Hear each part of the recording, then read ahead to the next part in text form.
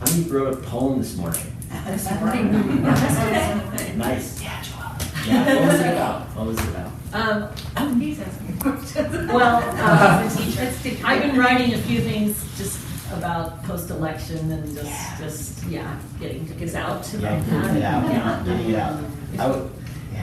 It took a few days of just kind of, and then it started coming out. Yeah, like, Tell me your thoughts, just how you feel personally about reading the poem on the page versus reading it out loud in front of people. that's an awesome question. I thought you were going to add to Joella's story, so really quickly, Joella, and then I'll come back to you. What I love about that is oftentimes it's those emotional times in life, I think, where people turn to poetry for some reason. What I love about poetry, it doesn't have to make sense. It also makes it really hard for the reader, which leads into Mike's question a little bit. But the expression, poetry, I always think of poetry as a triangle. You have the narrative or lyric of the poem, you have the music of the poem, and then you have the imagery and metaphors of the poem. And those three things are interacting to create this poem. And it's really easy to feel in emotions, to feel in story, and to feel in metaphor. So anyway, it's awesome that you turn to poetry to sort it out. I mean, that's what I've been doing my whole life. And yes, especially after this recent election, I've been writing every day, sometimes a couple poems a day.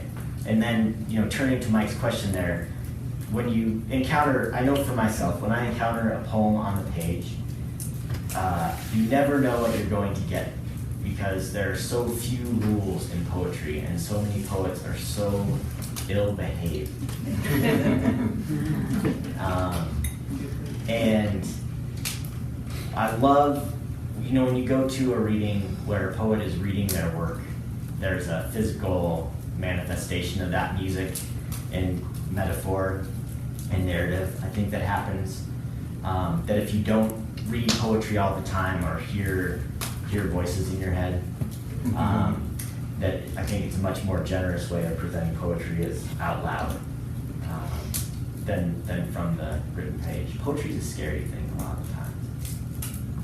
It's Well, I loved your poems and your poetry because I could hear those three.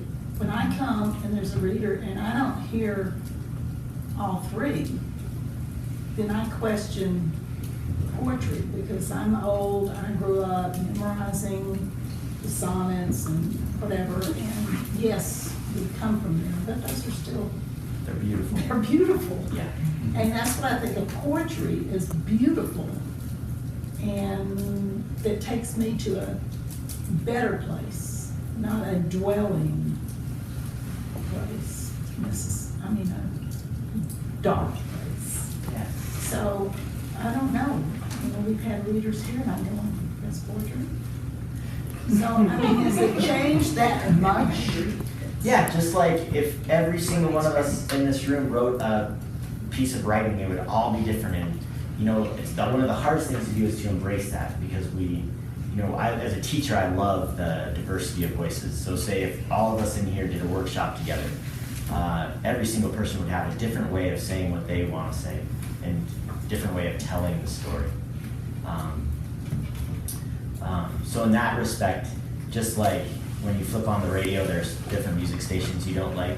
One of the things I tell kids is that there are so many different types of poetry out there. If you think of different types of music, there are just as many different types of poetry. And so when you just randomly pick up a poem, there's nothing that says, Angie Rubin, this is rock and roll right here that you're about to read or listen to. Or this is like Simon and Garfunkel. Or this is, just really quickly, there's does anybody know who Brodsky was? Okay. Yeah, Benjamin Curry. So Brodsky was this Russian poet, and this is kind of important. But Brodsky was this Russian poet, and he was living in Russia, and Joseph Brodsky, and when he was a young whippersnapper, got thrown into jail, and the judge said something to him like, Poetry doesn't pay you anything. It has no place in society, right? Who told you, did anybody tell you you could write poetry? And Brodsky responded, no, right? Before he got hauled off to the prisons and do, work. How bad he died, which is that story eventually. Pretty bad. If you say gulag, Yeah, you'll get it. And so there's I think a lot of times to write poetry, one of the hard things, Angie, maybe, is that to write poetry, there has to be some part of you that's a rebel. And there's some part of you maybe that's rebelling against some segment of society. Shannon can tell you all, for as wonderful as I am, I'm always a rebel, right? I'm always seeing things in a different way. That doesn't mean that I don't give absolutely 100% to, my students when I'm teaching, or, to catching a steelhead when I'm out in the stream, or drinking a beer when I'm hanging with friends. But there's the poetry is a funny thing because there's no reason to do it other than the fact that maybe we need to, and maybe we all should. But, yeah. I always tell people that camp is, to me, I think of a 12-year-old with a soul of an 8-year-old man inside. He's the most interesting person I've ever met. And I've met some interesting people, many of them in this room. So thank you very much.